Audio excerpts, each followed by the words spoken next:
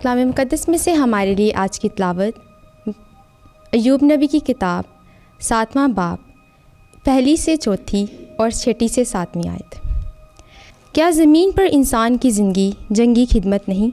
क्या उसके दिन मज़दूर के दिनों की मानित नहीं?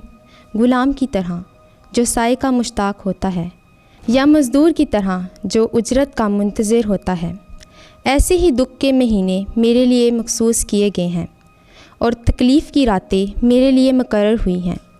जब मैं लेटता हूँ तो कहता हूँ कि दिन कब आएगा, जब मैं उठता हूँ तो कहता हूँ कि रात कब आएगी, और मैं पो फटने तक बेकरारी से लबरेज़ हूँ। मेरे दिन जलाहे की ढरकी से ज़्यादा जल्दी चलते हैं, वो उम्मीद के बगैर गुज़र जाते हैं।